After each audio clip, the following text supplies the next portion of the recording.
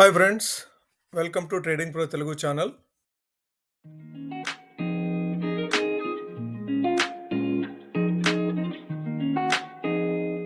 బుధవారం మన మార్కెట్లు మూవ్ అయిన విధానం చూసి మనం అందరం కూడాను అదేవిధంగా గురువారం కూడా మార్కెట్లు అప్ సైడ్ మూవ్ అవుతాయి, 24,000 లెవెల్ని క్రాస్ చేసి అప్ సైడ్ కూడా మూవ్ అయిపోతాయని చెప్పేసి అందరం అంచనాలు వేసుకుంటూ ఉన్నాం. కానీ ఓవర్ నైట్ మారిన సీన్ తోటి గురువారం మార్కెట్స్ డౌన్ సైడ్ ఓపెన్ అయ్యి పూర్తిగా డౌన్ సైడే మూవ్ అయినాయి. సెన్సెక్స్ అయితే ఏకంగా 930 పాయింట్లు డౌన్ సైడ్ మూవ్ అయింది.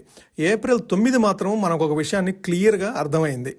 మార్కెట్ ఎప్పుడు ఒకేలా ఉండదు, ఒకరోజు మూమెంట్ తర్వాత రోజు ఉండదు అని చెప్పేసి క్లియర్గా మనకు అర్థమైంది. సో నిన్నటి పతనం తర్వాత ఈరోజు ఏప్రిల్ 10న మనకు మార్కెట్లు ఏ విధంగా మూవ్ అయినాయి, మన ఐటీ దిగ్గజం టీసీఎస్ రిజల్ట్స్ వచ్చింది కదా, ఆ స్టాక్ రిజల్ట్స్ తర్వాత ఫాలో అవుతూ ఉంది.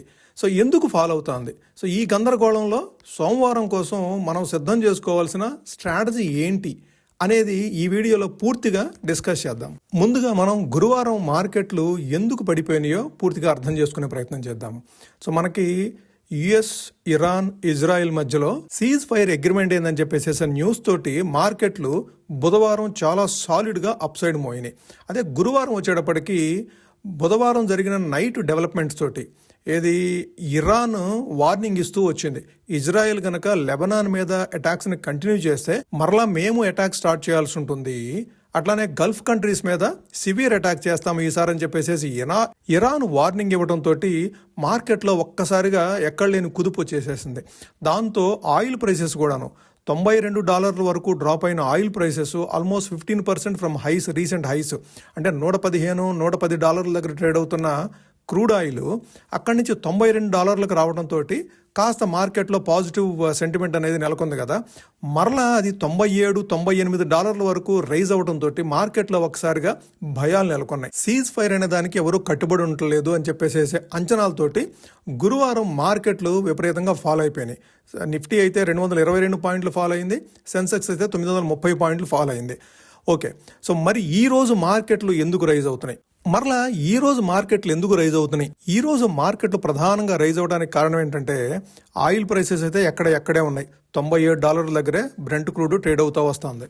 కానీ మార్కెట్లో ఒక చిన్న ఆశావాద దృక్పథం ఏర్పడింది. అదేంటంటే రేపు ఇస్లామాబాద్లో జరగబోయే డిస్కషన్స్, యుఎస్కి ఇరాన్కి మధ్యలో ఏదైతే డిస్కషన్స్ ప్లాన్ చేశారో ఇస్లామాబాద్లో, ఆ డిస్కషన్స్ కాస్త ఫ్రూట్ఫుల్గా ఎండ్ అవుతాయి, ఒక అగ్రిమెంట్కి వస్తారు అనే అంచనాలు మార్కెట్లో ఉండటంతో ఈరోజు మార్కెట్లు చాలా పాజిటివ్గా స్ట్రాంగ్గా ఓపెన్ అవటం, అట్లానే అక్కడి నుంచి హయ్యర్ సైడ్ ట్రేడ్ అవడం చూసాం ఈరోజు. అయితే ఏవైతే అంచనాలు మార్కెట్ని ఈరోజు బలంగా అప్ సైడ్ మూవ్ చేసినాయో, రేపు గనక దానికి అనుగుణంగా గనక రిజల్ట్స్ రాకపోతే, అంటే ఈ అగ్రిమెంట్స్ యుఎస్కి ఇరాన్కి మధ్యలో ఒక ప్రాపర్ అగ్రిమెంట్ కనుక జరగకపోతే మార్కెట్ మరలా ఎంత రైజ్ అయిందో అంత ఫాలో అవుతుంది, అంతకంటే ఎక్కువ కూడా ఫాలో అయ్యే అవకాశం ఉంది. ఎందుకంటే మరలా వారు కంటిన్యూ అవుతుంది, వారు కంటిన్యూ అయితే దాని రిజల్ట్ మనకు తెలుసు కదా, క్రూడ్ ఆయిల్ రైజ్ అవుతుంది.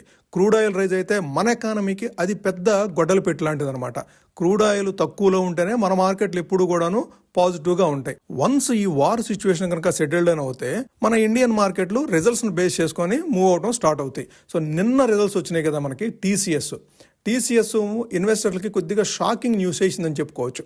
అయితే అంచనాలకు అనుగుణంగా వచ్చినప్పటికీ కూడాను వీళ్ళు రెవెన్యూ 70,698 కోట్లు రెవెన్యూ జనరేట్ చేయగలిగితే అది ఎనలిస్టులు ఊహించిన దానికంటే ఎక్కువగానే ఉందని చెప్పుకోవచ్చు. కాకపోతే రెవెన్యూలో వచ్చిన గ్రోత్ 0.6% డిప్ అవటం అనేది మార్కెట్కి నచ్చలేదు.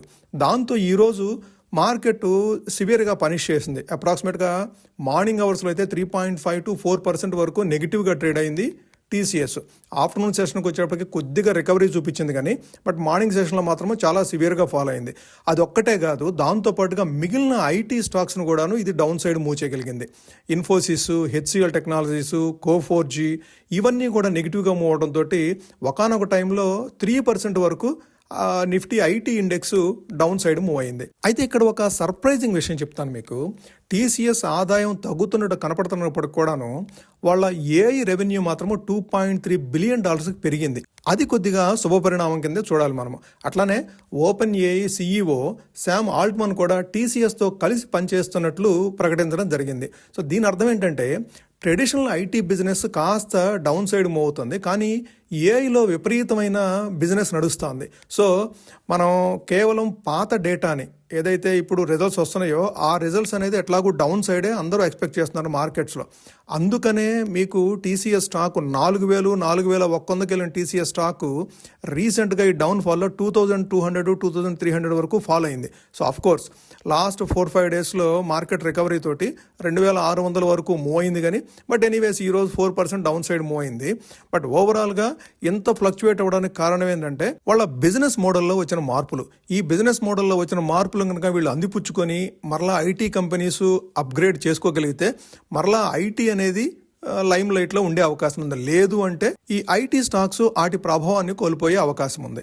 మనం రెగ్యులర్గా అబ్జర్వ్ చేయాలి ఏఐ బిజినెస్ ఏ విధంగా నడుస్తుంది, వాటి రిజల్ట్స్ ఏ విధంగా పోస్ట్ చేస్తున్నారో. రాబోయే 3-4 క్వార్టర్స్ అనేది చాలా క్రూషియల్ మన ఐటీ కంపెనీస్కి. ఆ ఐటీ కంపెనీస్ మనం కీన్గా అబ్జర్వ్ చేయాలి రిజల్ట్స్ని. అయితే చాలామంది అనలిస్టులు ఈ ఐటీ స్టాక్స్ నుంచి బయటకు వచ్చేయచ్చు అని చెప్పి అంచనాలు వెలువరిస్తున్నారు. కాకపోతే మనం హైలో ఉన్నప్పుడు ఎగ్జిట్ అవ్వాల్సిందే. ఇప్పుడు ఆల్రెడీ లోయర్ లెవెల్స్లో ఉన్నాయి. సో ఇంక నుంచి కూడాను లోయర్ లెవెల్స్కి మూవ్ అవుతాయి అంటే ఐ డౌట్.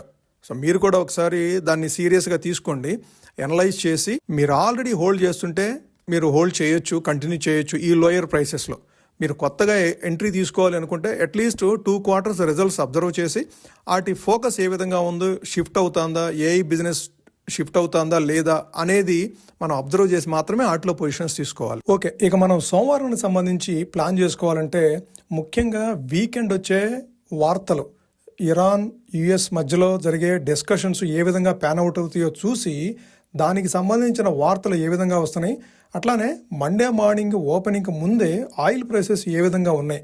ఆయిల్ ప్రైసెస్లో కనుక డిప్ అయితే మన మార్కెట్లో పాజిటివ్గా అంటే ఈ 24,000 లెవెల్ నుంచి కూడాను అప్ సైడ్ మూవ్ అవుతూ 25,000 లెవెల్ వరకు కూడాను ట్రావెల్ చేసే అవకాశం ఉంది. ఓకే, అయితే ఒక సోమవారమే 1000 పాయింట్లు వెళ్తుందంటే కాదు, సోమవారం నుంచి స్టార్ట్ అవ్వచ్చు మరలా అప్ సైడ్ మూవ్ అవటం అనేది. ఓకే, ఆ వీకెండ్ వచ్చే న్యూస్ మనం చాలా జాగ్రత్తగా అబ్జర్వ్ చేయాలి. ఒకవేళ పరిస్థితి ఆ విధంగా లేకుండా ఏ అగ్రిమెంట్కి రాకపోతే అప్పుడు మార్కెట్స్ మరలా ఒకసారి 23,000 లెవెల్స్కి ఫాలో అయ్యే అవకాశం ఉంది. ముఖ్యంగా మనం గమనించాల్సింది 23,800 లెవెల్ అనేది మనకి కీలకమైన లెవెల్. మనకి అది సపోర్ట్ కింద యాక్ట్ చేస్తుంది. అది క్రాస్ చేసి డౌన్ సైడ్ మూవ్ అయితే ఇమీడియట్గా 23,500 వరకు క్విక్గా ఫాలో అయ్యే అవకాశం ఉంది. ఓకే, మండే మనకి నిఫ్టీ ఎక్స్పైరీ ఉండింది. ట్యూస్డే సెలవు కారణంగా మండే ఎక్స్పైరీ అవుతుంది. కాబట్టి ఓఈ ప్రొఫైల్ చూసి అట్లానే నిఫ్టీ చార్ట్ను కూడా అబ్జర్వ్ చేస్తూ సపోర్ట్ అండ్ రెసిస్టెన్స్ ఏ విధంగా అబ్జర్వ్ చేయాలో ఐడెంటిఫై చేసే ప్రయత్నం చేద్దాము. మీరు ఓఈ ప్రొఫైల్ కనుక చూస్తే ఈరోజు ఎక్కువ శాతము కాంట్రాక్ట్స్ అన్వైండ్ అని చెప్పుకోవచ్చు. 23,800 నుంచి 24,200 ఆ 400 పాయింట్ల మధ్యలో ఎక్కువ కాంట్రాక్ట్స్ అన్వైండ్ అవ్వటం చూసాము. అయితే మ్యాక్సిమం ఓఐ వచ్చేసేసి హయ్యర్ సైడ్ 24,500 దగ్గర ఉంటే మ్యాక్సిమం ఓఐ పుట్ సైడ్ 24,000 దగ్గర ఉంది. సో 24,050 దగ్గర క్లోజ్ అవ్వడం చూసాం ఈరోజు మనము. కానీ పుట్ సైడ్ కాంట్రాక్ట్స్ ఎక్కువగా బిల్డ్ అయింది మాత్రము ఎక్కువగా అంటే మ్యాక్సిమం ఓఐ ముందు మాత్రము 24,000 లెవెల్ దగ్గర. సో మనం కీన్గా అబ్జర్వ్ చేయాలి మండే మార్నింగ్ ఏ విధంగా ఓపెన్ అవుతుందని. ఒకవేళ బిలో సైడ్ కనుక ఓపెన్ అయ్యి అక్కడి నుంచి డౌన్ సైడ్ మూవ్ అవుతుంటే అన్వైండింగ్ జరిగే అవకాశం ఉంది 24,000 దగ్గర పుట్ సైడ్. ఓకే, సో అప్పుడు చాలా క్విక్గా లోయర్ సైడ్ మూవ్ అయ్యే అవకాశం ఉంది. ఇక చార్ట్ ప్రకారం మనం నిఫ్టీకి సపోర్ట్ అండ్ రెసిస్టెన్స్ చూడాలంటే రెసిస్టెన్స్ 24,300 నుంచి 24,350 ఆ 50 పాయింట్ల రేంజ్ అనేది మనం కీన్గా అబ్జర్వ్ చేయాలి. అది క్రాస్ చేసి అప్ సైడ్ మూవ్ అయితే కనుక మరలా 25,000 లెవెల్ వరకు కూడా ట్రావెల్ చేసే అవకాశం ఉంది. అదే లోయర్ సైడ్ మూవ్ అయితే ఫస్ట్ సపోర్ట్ మనకి 23,800 ఆ 23,800 నుంచి 23,850 ఆ 50 పాయింట్ల రేంజ్ అనేది స్ట్రాంగ్ సపోర్ట్ కింద యాక్ట్ చేసే అవకాశం ఉంది. అది క్రాస్ చేసి డౌన్ సైడ్ మూవ్ అయితే 23,350 వరకు కూడాను క్విక్గా ఫాలో అయ్యే అవకాశం ఉంది మండే. ఇది ఫ్రెండ్స్ ఈరోజు వీడియో. మీకు నచ్చినట్టయితే ఈ వీడియోని లైక్ చేయండి. మీ ఫ్రెండ్స్కి కానీ మీ రిలేటివ్స్కి కానీ ఎవరికైనా యూస్ఫుల్ ఉందనుకుంటే ఈ వీడియోని షేర్ చేయండి. మీరు ఇప్పటి వరకు ఛానల్ సబ్స్క్రైబ్ చేయకుండా చూసినట్లయితే ఛానల్ సబ్స్క్రైబ్ చేసి మమ్మల్ని ఎంకరేజ్ చేయండి ఫ్రెండ్స్. Thank you.